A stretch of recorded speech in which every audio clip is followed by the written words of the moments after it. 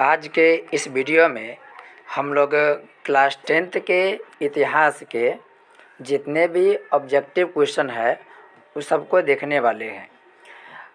आज पहला चैप्टर और दूसरा चैप्टर को देखेंगे, फिर अगले वीडियो में हम लोग बाकी 2 चैप्टर को देखेंगे।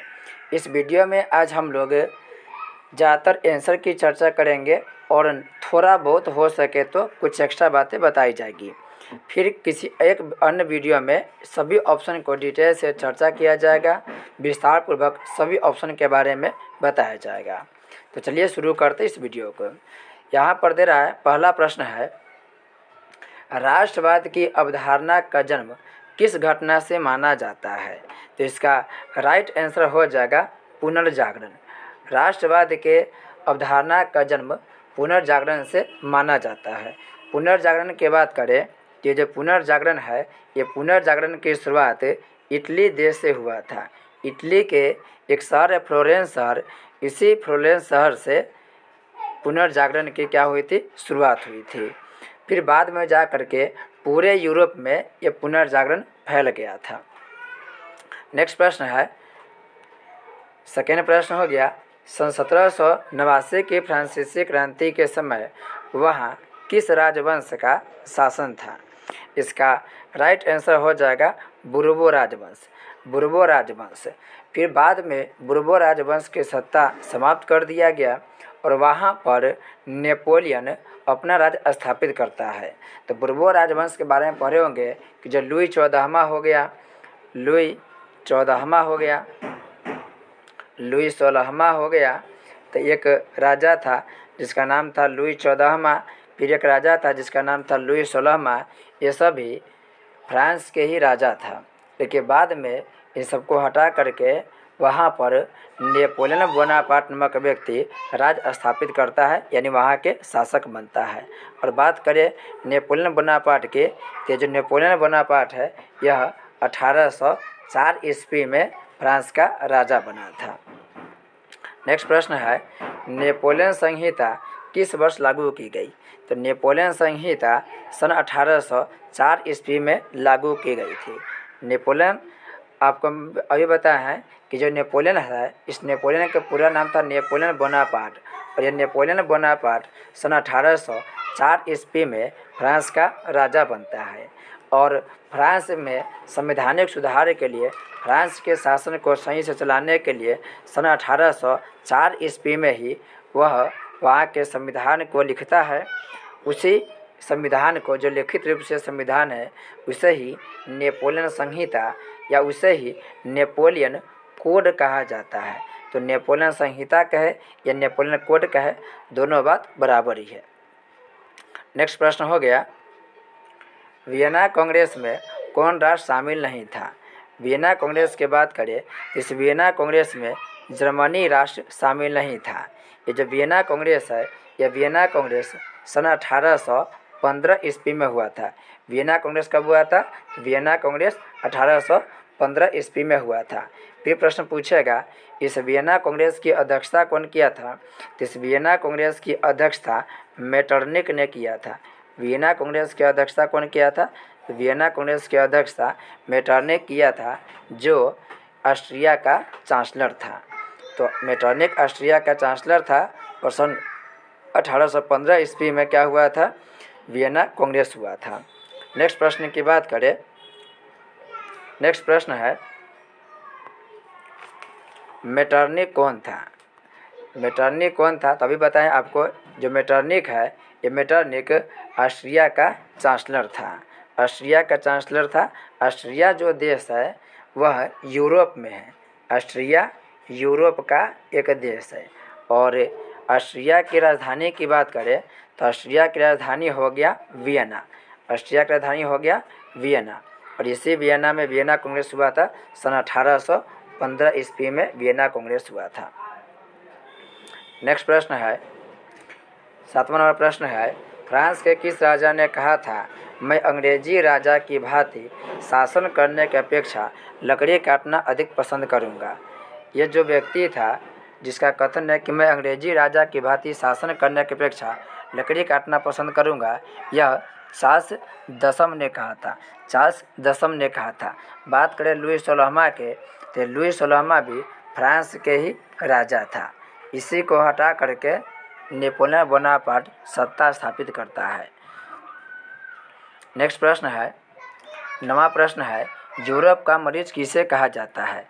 तो यूरोप का मरीज तुर्की देश को कहा जाता है, क्योंकि तुर्की बाद में कमज़ोर एक देश बन गया। पहले तुर्की बहुत बड़ा देश हुआ करता था। ऑटोमन साम्राज्य के बारे में पढ़े होइएगा तो तुर्की बहुत ही ताकतवर और बहुत बड़ा यह देश हुआ। क्षेत्रफल के मामला में यह बहुत बड़ा क्षेत्र हुआ करता था, लेकिन बाद में यह देश टूटते चला गया और इसकी अर्थव्यवस्था काफ़ी बिगड़ गई। इसी वजह से इसे यूरोप का मरीज कहा जाने लगा। बात करें यूरोप के सभ्यता के पालना के, ये क्वेश्चन पूछता है यूरोपीय सभ्यता की पालना किसे कहा जाता है? तो यूरोपीय सभ्यता के पालना की बात करें तो वह देश हो जाएगा यूनान।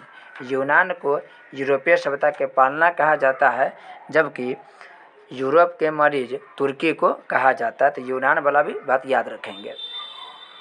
नेक्स्ट प्रश्न की बात करें, नेक्स्ट प्रश्न है यूरोपीय सभ्यता के पालना, तभी बताएं यूरोपीय सभ्यता के पालना यूनान को कहा जाता है। यूरोपीय सभ्यता के पालना यूनान देश को कहा जाता है। 11वां प्रश्न है, किस संधि द्वारा स्वतंत्र यूनान राष्ट्र की स्थापना हुई थी? तो इसका राइट आंसर हो जाएगा कुस्तुनतुनिया की संधि द्वारा। राइट आंसर हो जाएगा कुस्तुनतुनिया की संधि के द्वारा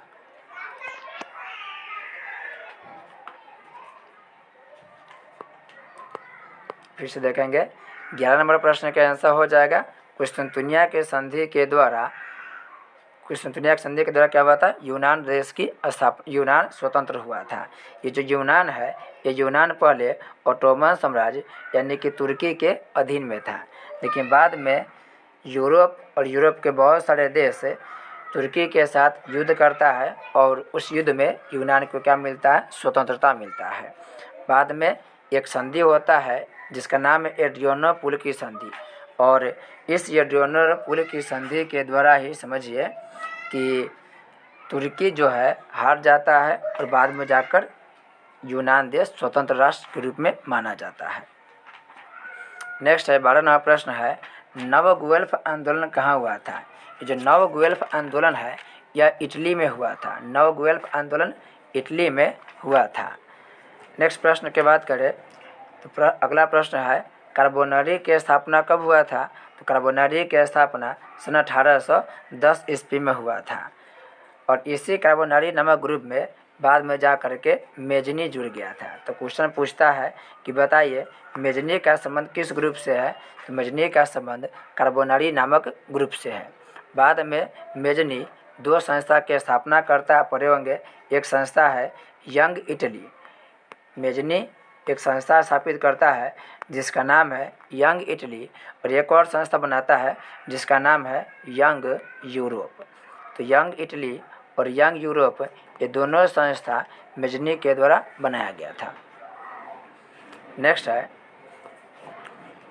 यंग इटली की स्थापना कौन किया था? अभी बताया आपको। यंग इटली की स्थापना की बात करें तो वह मेजनी बनाया था। ये प्रश्न पूछेगा कि यंग इटली की स्थापना मेजनी कब किया था? तो उसका आंसर याद रखिएगा, सन 1831 ईस्वी में मेजनी के द्वारा यंग इटली की स्थापना किया गया था, और सन 1834 ईस्वी में मेजनी के द्वारा यंग यूरोप नामक संस्था की स्थापना किया गया था। नेक्स्ट है, लाल कुर्ती की टुकड़ी का गठन किसने किया था? तो लाल कुर्ती का गठन किया था गैरीबाल्डी ने।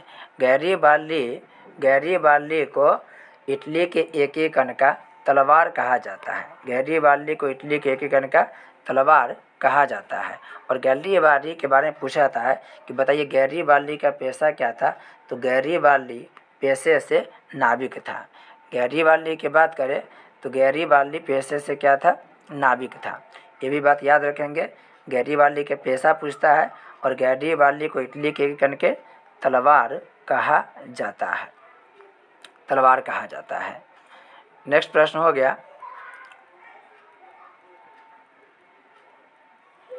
नेक्स्ट हो गया जर्मनी के एकीकरण के विरोध में, जर्मनी के एकीकरण के लिए बिस्मार्क ने कितने युद्ध किया?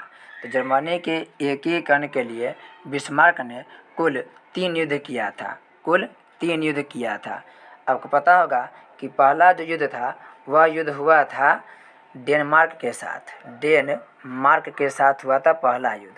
डेनमार्क के युद्ध में, डेनमार्क का जो युद्ध होता है उस डेनमार्क के युद्ध में प्रसा विजय रहता है। फिर डेनमार्क के बाद एक युद्ध हुआ था जो सेडोवा का युद्ध होता है, सेडोवा का युद्ध 1866 में।